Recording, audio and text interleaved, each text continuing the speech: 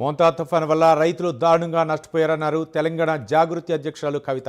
ధాన్యం కొనుగోలు కేంద్రాల్లో నెల తరబడి కొనుగోలు చేయడం లేదని, దానికి తోడు వర్షాల కారణంగా రైతు పరిస్థితి దయనీయంగా మారిందన్నారు. జాగృతి జనం బాట కార్యక్రమంలో భాగంగా కవిత కరీంనగర్ జిల్లాలో పర్యటించారు.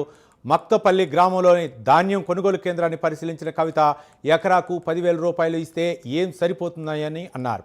రైతులకు మేలు జరగాలంటే ఎకరాకు 50,000 పరిహారం ఇవ్వాలని కవిత డిమాండ్ చేశారు.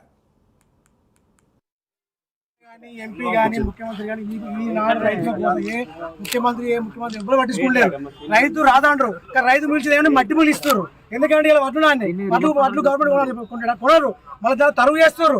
మరి రైతు రాజు ఎక్కడ? మరి రైతు రాజు ఎక్కడ? రైతు దేశానికి రైతు మంత్రి అంటున్నాడు, మరి మంత్రి ఏది? మరి రైతు కష్టం ఏంటంటే ప్రభుత్వము తుఫాన్ మీద మరి రివ్యూ చేసి 10,000 ఇస్తామంటున్నారు ఎకరానికి. ఏడికెళ్ళి సరిపోతారు 10,000 అంటే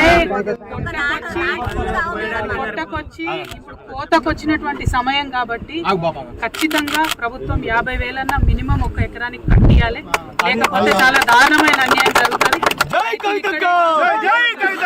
తెలంగాణ వ్యాప్తంగా ఉన్న రైతులు కూడా ఇబ్బందులలో ఉన్నారు కాబట్టి 10,000 అన్నటువంటి ఏ మూలకు కూడా సరిపోవన్న విషయం ప్రభుత్వం గమనించాలి.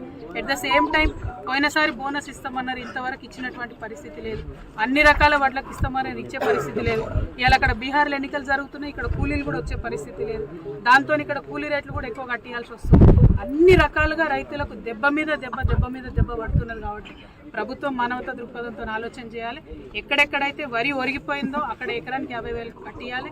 ఎక్కడెక్కడైతే ధాన్యం ఆల్రెడీ కుప్పలు పోసుకొని ఉన్నారో అది తడిసినా, బూజు పట్టినా, మొలకలెత్తినా డైరెక్ట్ మిల్లర్లకు